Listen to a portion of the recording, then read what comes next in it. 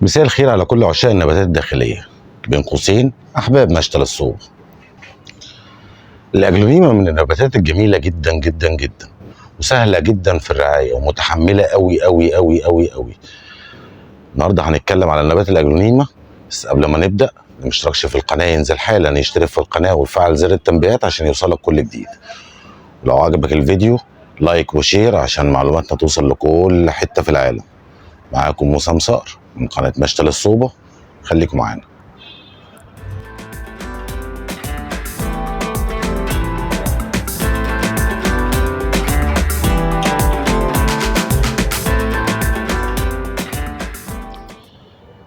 الأجلونيما من النباتات الجميلة جدا جدا والهادية خالص خالص خالص، وفيها ألوان وأشكال وأنواع متعددة كتيرة أوي أوي أوي.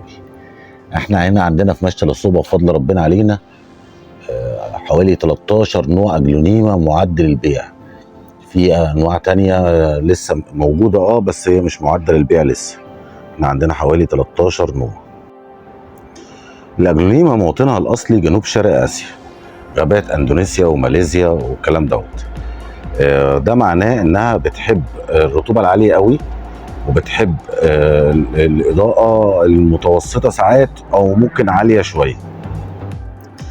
اجمل حاجه في نبات الاجلونيما انه نبات متحمل لابعد حد ممكن تتخيله.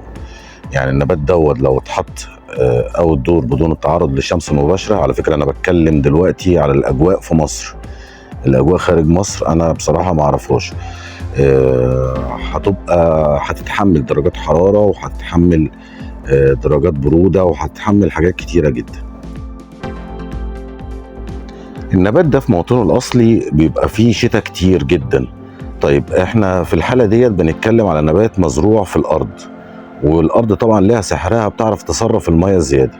طيب بالنسبة للبوتات اللي احنا زارعين فيها الأجلونيما بتاعتنا، لازم لازم لازم ننشف التربة على النبات، نخلي النبات يعطش إلى حد ما. النبات متسامح مع الإضاءة المنخفضة طبعا بدون التعرض للشمس المباشرة. وزي ما انتم شايفين كده لو أخذ إضاءة عالية شوية ألوانه بتحمر وتبقى جميلة جدا. أنا بسمد الأجلونيما بتاعتي مرة كل 10 أيام. طبعا زي ما احنا متفقين وزي ما أنا بقول دايما في كل فيديوهاتي، التسميد دلوقتي رش ورقي. بسمد مرة MPK متوازن بسماد نضيف، وبسمد مرة تانية بعد 10 أيام يعني بسمد بعناصر صغرى برضو من نوعية نظيفة. تعال أقول لكم سر من أسرار المشاتل. على فكرة الأجلونيما مش بتحب البوتات الواسعة، بالعكس هي بتحب البوتات الضيقة جدا، ولما بتضيق عليها سبحان الله بتخلف زي ما انتم شايفين كده. شايفين الجمال؟ بص الجمال، النبات لما يبقى مخلف وعنده خلفات كتيرة وخلفات جاية من تحت، نبات كثيف جدا جدا جدا. ده علشان البوت مناسب جدا للنبات، وعلشان طبعا الري مظبوط، لازم ننشف التربة زي ما انا قلت لكم قوي قبل ما نروي، وعلشان كمان البوت التسميد بتاعنا اللي هو المحترم. بفضل الله علينا عندنا نوع من الأجلونيما هو مش منتشر كتير في مصر، ممكن ما تلاقيهوش خالص، الأجلونيما الجولد. أنا مش بس النوع ده موجود عندي، لا هو أنا عندي مقاسات كبيرة أوي أوي أوي. يعني النبات دوت تقريبا طوله كده حوالي 1.30 1.40 سنتي، حاجة كبيرة أوي أوي.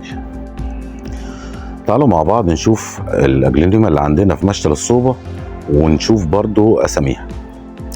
دي الاجلونيما السوبر وايت، من النباتات الجميله قوي قوي قوي، لسه داخله مصر قريب. هي اول ما دخلت مصر تعبتنا، بس الحمد لله بفضل ربنا علينا ظبطنا الدنيا وبقى نبات قمر زي ما انتم شايفين. دي اجلونيما كاريتي. الاجلونيما دي برضو من النباتات الجميله قوي قوي قوي قوي، الوانها فوق مستوى الخيال، احمر واخضر وابيض، حاجة كده في منتهى الجمال والروعة. النبات ده بفضل ربنا علينا انتاج مشتل الصوب، زي ما انتم شايفين كثافة خلفات، حاجة كده جميلة ما شاء الله. دي أجلونيما ليدي فالنتاين. ليدي فالنتاين ده نبات أنا نفسي كل الناس تخوض التجربة بتاعته. اولا هو نبات سهل خالص، ما فيهوش اي مشكله، حطيته في اضاءه عاليه هيشتغل، حطيته في اضاءه منخفضه هيشتغل. نبات جميل جدا جدا جدا. النبات ده احنا بنقيس عمره بالوانه، يعني كل ما اللون بتاعه يميل للاحمر كل ما يبقى كبير. يعني بصوا كده النباتات الصغيره اللي طالعه الجانبيه هتلاقي لونها فاتح، انما الكبير بيطلع بيغمق باللون الاحمر. ده نوع من الاجلونيما برضو اسمه ليبستيك، ورقته شبه الاحمر شفايف، شبه الشفايف، حوالينه حظ ابيض حظ احمر اسف، كانه روج يعني. من النباتات الجميله قوي قوي قوي. النبات ده لسه داخل مصر قريب، وبرضه تعب ناس كتيره ومات عند ناس كتيره، لكن بفضل ربنا علينا الحمد لله في مشتل الصوبه النبات زي ما انتم شايفينه كده قمر قمر قمر قمر قمر. الساق بتاعته لونها ابيض على فكره يا جماعه، شمعه، حاجه جميله كده، تركيب الوان سبحان الله. وده القمر السوبر ريد، النباتات الجميله قوي والهاديه خالص والوانها زاهيه لابعد حد ممكن تتخيله. النبات ده بيطلع ورقه لونها اخضر الاول، وبعد كده بتقلب لونها للاحمر اللي انتم شايفينه. سوبر ريد بمعنى الكلمه، نبات جميل جدا جدا جدا جدا. وادي السنو وايت بفضل ربنا علينا، نبات جميل قوي قوي قوي ومطلع خلفات زي ما انتم شايفين. كل اللي عايز يعد نباتات جانبيه طالعه كتير. طبعا الوانه حلو قوي، الميكس الابيض مع الاخضر. دي المونستون، اجلونيما مونستون، نبات قوي جدا رائع قوي قوي قوي قوي قوي. الوانه مايله للبينك كده، والله الاضاءه ظلماه، انا مش عارف اظبط له الاضاءه خالص في الفيديو. فعلا النبات جميل قوي قوي قوي، وسبحان الله ما تلاقيش ورقتين شبه بعض خالص. ده المونستون بس الورقه العريضه. انا مش عارف اتكلم، انا مش عارف اوصف الجمال بصراحه. نبات في منتهى الجمال، رائع رائع رائع. انا بصراحه بحب قوي النبات دوت. الحمد لله احنا انتجنا منه النبات دوت، وبقى عندنا متوفر في مشتل الصوبه باحجام واشكال والوان في منتهى الجمال. وادي الريد ستار داست، اجلونيما برضو من النباتات الجميله. النبات ده برضو جه مستورد، واحنا بفضل ربنا علينا ربناه عندنا في مشتل الصوبه. وبصراحه هو كبر، هو كان صغير خالص، ودينا مستنيينه بقى يطلع خلفات عشان نبدا ننزله ونعرضه للناس. من النباتات الجميله قوي قوي قوي، والوان اوراقه مختلفه ومتنوعه، نبات قمر. اجلونيما سيلفر كوين من النباتات القويه قوي. ده بجد انا نبات دوت يعني عندي في البيت متحمل لظروف، يعني عايز اقول لكم يعني نقدر نقول متحمل لظروف الاهمال. انا فعلا هامله في البيت، بس هو عندي في البيت شغال وبيخلف وما عندوش اي مشاكل. الوانه جميله زي ما انتم شايفين كده، روعه قوي قوي قوي قوي قوي. ورقه طويله، اللون الاخضر مع المموه، يعني حاجه كده، يعني مع السيلفر حاجه كده جميله جدا. ده بقى سيلفر باي. سيلفر باي من النباتات الجميله قوي، اللي على فكره النبات دوت ده من النباتات المصنفه عالميا، بس هو النبات دوت سهل قوي انتاجه، فاحنا عملناه هنا في مصر. جميل جدا جدا جدا، ومفيش اي مشكله في رعايته، قوي لابعد حد ممكن تتخيله. الوانه برضو سيلفر مع الاخضر، حاجه كده جميله قوي. زي ما عندنا سيلفر كوين سيلفر باي، عندنا بقى حاجه اسمها سيلفر تاي. هي بص، هو الاجلونيما عيبها كده ان بالذات الخضراء يتغير نقشه رفيعه خالص يتسمى سيلفر مش عارف ايه. هو برضو نبات جميل قوي ونادر جدا ومش منتشر هنا في مصر خالص، ممكن مشاتل قليله اساسا اللي تعرفه يعني.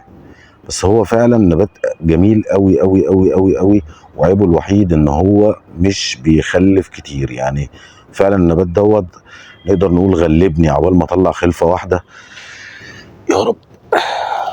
اهو طلع خلفه واحده اهي، قاعد معايا بقاله سنه وشويه ومش بيخلف يعني. وادي الاجلونيما الجولد القمر قوي قوي قوي اللي انا قلت لكم عليها في اول الفيديو. نبات جميل، طوله حوالي 1.40 متر، حاجه كده خيال، برضو من النباتات الصعبه في الاكسار. النبات دوت مش يعني انا ما خدتش منه من السنه اللي فاتت لحد دلوقتي الا خلفه واحده. مش عارف اطلع منه خلفات تاني. جربت جبت منه النبات دوت وعقلته، مع الاسف باظ مني النبات. سبحان الله، هو قمر وجميل قوي قوي قوي قوي، بس انتاجه صعب، علشان كده النبات بيبقى غالي شويه. مش غالي شويه، وغالي كتير يعني. الاجلونيما من النباتات السهله خالص. انواعها متعدده، اشكالها جميله جدا جدا جدا. تقدر لو جمعت اغلب انواع الاجلونيما، يبقى انت تكتفي بالاجلونيما في بيتك. دي حاجه جميله، هتديك بهجه وهتديك روح ايجابيه جدا جدا جدا في البيت. لغايه هنا وانا خلصت. لو عجبك الفيديو ما تنساش تدعمنا بلايك، وحبايبنا اللي ما اشتركوش في القناه ينزلوا حالا يشتركوا في القناه ويفعلوا زر التنبيهات عشان يوصلك كل جديد. واي سؤال اكتبوا لنا في الكومنت، واحنا ان شاء الله رب العالمين نرد عليه. كان معاكم وسام صقر من قناه مشتل الصوبه. اشوفكم في فيديو جديد ان شاء الله. باي باي.